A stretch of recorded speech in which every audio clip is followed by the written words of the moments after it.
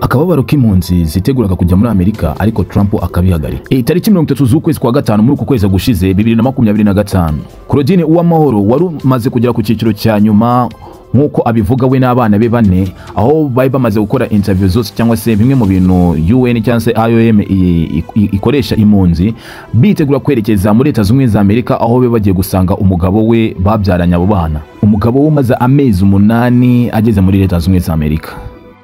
Nkuko Claudine Uwamahoro akomeza atubwira ibijyanye na interview y'uburyo yararangije gukora interview yasabwaga, ariko nyuma akaza guhagaritswa n'ubutegetsi bushya bwa Donald Trump. Hagati yo mu 2011 na 2023 impunzi z'abakongomani zibarizwa ku mwanya wa kabiri mu mibare y'abatujwe na Amerika, nyuma y'abandi bava mu bindi bihugu. Iyi gahunda imaze imyaka 15, benshi dore ko baba bafite icyizere cy'uko umunsi umwe bazajya gutura muri Amerika, aho bazabizeye ko bazaba bafite ubuzima bwiza. Nyuma y'uko iyi gahunda ihagaritswa na President Donald Trump, nagiye ku nkambi ya Mahamba ngana na bamwe muri bari bafite urugendo cyangwa se bari bagiye kwerekeza muri Leta Zunze za Amerika, ndetse n'abandi bavuga yuko bari bageze ku cyiciro cya nyuma cyo kugira ngo urugendo rwabo rufungurwe maze berekeze muri Leta Zunze za Amerika. Dore ko benshi bari bafite agahinda akababaro. Murabizi abantu bagiye bakora interviews zigiye zitandukanye, bisabwa n'icyo bisaba cyangwa se na etape muba mugezeho kugira ngo urugendo rube rwafungwa cyangwa se muwe mwabasha kuba mwagera ku butaka bwa Amerika. Umusaza Atanazi, umwe mu batuye mu nkambi ya Mahama, twaje kuganira nawe atubwira yuko nawe yayiteguye kwerekeza muri Leta Zunze za Amerika ari kumwe n'umuryango we wose, ndetse dore ko yaragurishije utwe twose. Murabizi neza mu bantu bose babitegura kwerekeza muri Leta Zunze za Amerika baciye mu buryo bw'impunzi cyangwa se mu bindi bikorwa runaka, ariko tuvuge muri department z'impunzi, abantu benshi bakunda kugurisha ibintu byabo. Harimo ababihereza inshuti zabo basize bitewe n'ubuzima babanyemo, ubuzima buhangayikishije bubabaje cyane. Harimo ndetse n'abandi babigurisha, bakabigurisha bavuga ati reka tubigurishe tubone mu tundi dufaranga twagura mu tundi tuntu two kwitwaza. Urugero nk'imyenda yo kwifashisha yo kwambara, amakoti bitewe n'imbeho ziba ziri hariya, iba hariya ahantu, n'ibindi byinshi cyane. Murabizi ishami ry'umuryango w'abibumbye ryita ku mpunzi UNHCR rivuga yuko ririmo kuganira n'ubutegetsi bushya bwa Amerika mu gushaka igisubizo cy'icyo kibazo. Nukuri koko birababaje iyo uzengurutse mu nkambi zigiye zitandukanye cyangwa se aho ugenda wumva amakuru agiye atandukanye, wumva yuko abantu benshi cyane bababaye, ubuzima bwarahindutse, imibereho yarahagaze bitewe n'iki cyemezo Leta Zunze za Amerika cyafashe. Nukuvuga ngo yuko Claudine Uwamahoro yahunze intambara y'iwabo muri Kongo, amaze imyaka 15 mu nkambi ya Mahama mu burasirazuba bw'u Rwanda. Ibaze nawe ubwo buzima bwose kuba ukambitse cyangwa se uri mu nkambi, ari ahantu hamwe umeze nk'aho ubuzima bumeze nk'aho buhagaze. Birababaje cyane. Nyamuneka ujye wibuka gukora subscribe kugira ngo ujye ubasha gukurikirana zimwe mu nkuru tukugezaho umunsi ku wundi. Nuko rero mu mezi 8 umugabo wa Claudine Uwamahoro yagiye gutuzwa muri leta ya Washington, asiga Claudine hamwe n'abana be. Claudine avuga ko agerageza kuvugana n'umugabo we akenshi kuri telefone, ariko nabwo nibiba byoroshye. Namwe murabizi abantu batuye muri Afrika, kuvugana n'abantu baba bari hariya bitewe n'imirimo, akazi ka buri munsi cyangwa se kwirirwa ngo birirwana ku ma office, ari ibintu birirwamo babahamagaramo. Nyamuneka kugira ngo uzapfe kubona umuntu hariya nugerageza kugira ngo akuvugishe cyangwa se kugira ngo muvugane, abagukunda cyangwa se abakwitaho.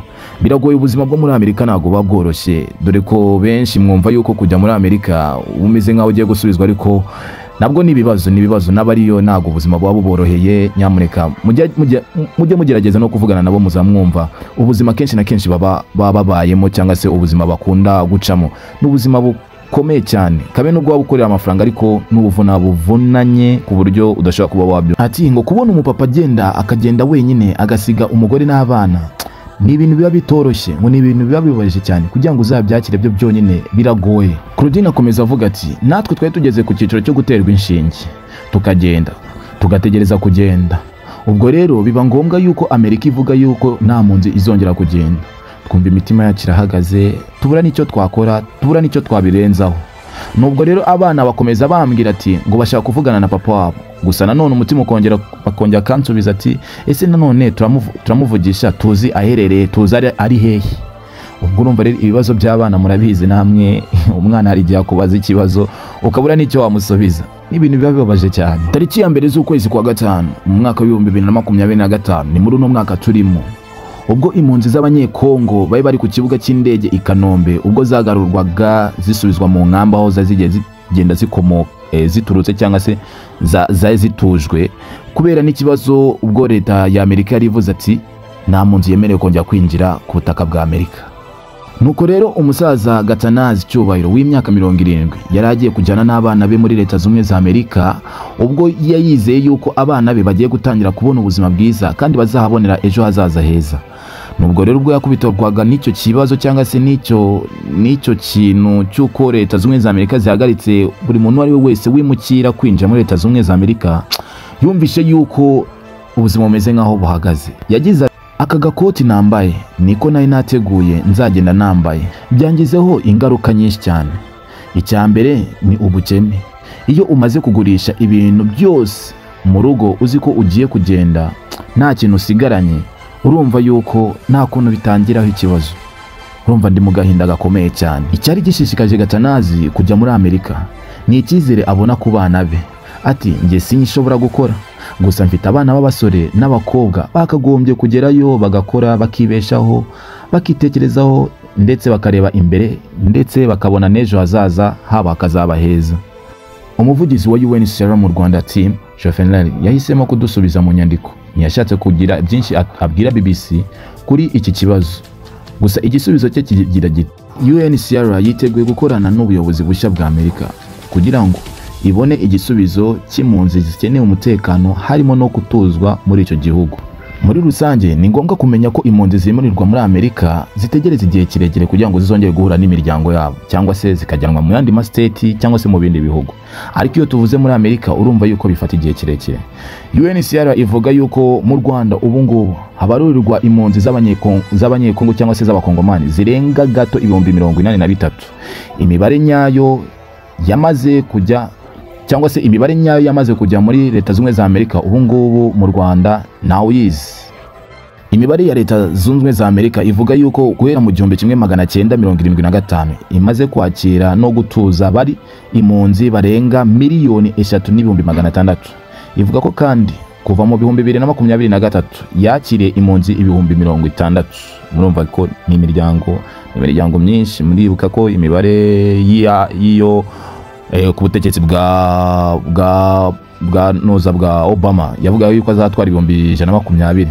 Nukuvuga ngo yuko noneho hanga barakwereka yuko yamaze kwakira mu 2023 yakiriye 60,000, naho mu 2024 iza kwakira abarenga 70,000.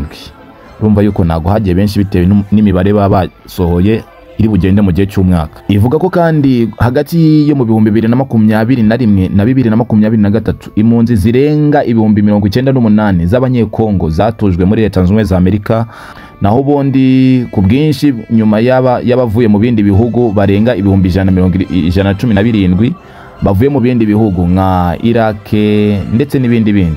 Urumva yuko kwinjira muri leta z'umwe za Amerika bakiri impunzi zigiye zitandukanye zituruka mu bihugu bigiye bitandukanye n'ibintu nawe ushaka gusobanukirwa waba utuye muri leta z'umwe za Amerika cyangwa se mu bindi bihugu. Murabizi abantu mugenda muhura nabo n'abandi bagiye bakambitse mu nkambi zigiye zitandukanye. Murabizi abo bugiye butandukanye harimo abarundi, abakongomani, abasudana, abandi bagiye batandukanye bagiye baturuka mu bindi bice. Nko muri Uganda example hari impunzi nyinshi cyane zituruka muri za Ethiopia, Sudani, Eritrea, Somali, Congo, Burundi n'abantu benshi cyane. Nuko nyamuneka rero urumva yuko ubuzima mbere yuko aho Trump yafatiye icyemezo ubuzima benshi cyane bwahise buhinduka bumeze nkaho bwagiye bamwe batangira gusurvivinga bumva yuko ubuzima burangiye. Ariko ze yuko nimba Trump afatiye icyemezo abimukira bagomba kwinjira muri leta z'umwe za Amerika ngo nibo bonyine icyo kibazo gikoraho, ni ku rwego rw'isi yo buriya Amerika yatangiye kwisamura bizi ko ijya ivuga ngo ni super power, ngo irakomeye, niyo iri hejuru y'ibintu byose. Ariko uko biba biri kose buri kintu cyose cya gifite impamvu, ariko twizeye yuko bizagenda neza. Ndetse n'abandi babageze kuri ama interview turabashishikariza yuko mukomeze kwihangana cyangwa se turabifuza gukomeza kwihangana, bizagenda neza. ariko ntabwo biba byoroshye. Ni ahangaha rero ni kuri channel yawe, nyamuneka ni kuri channel yawe, channel ya buri wese. Ujye wibuka gukora subscribe, unaduhereze comment hasi, uduhereze like, unakoreze shares ku nshuti zawe kugira ngo amakuru ajye abasha kukugeraho, cyangwa se no kugira uyasakaze no kubanda batabashe kuba bakumva ayo makuru aho icyo avuze nabo bibagereho. Nahandi rero bibera ni hano kuri The Truth Inside. Ni wa musoranye Bahati Chris. Nyamuneka turabizi Amerika ni igihugu cyiza, Amerika ni igihugu cy'iterambere, na buri wese wahagera wese gutera imbere n'ibintu byoroshye. Naho mu kanya rero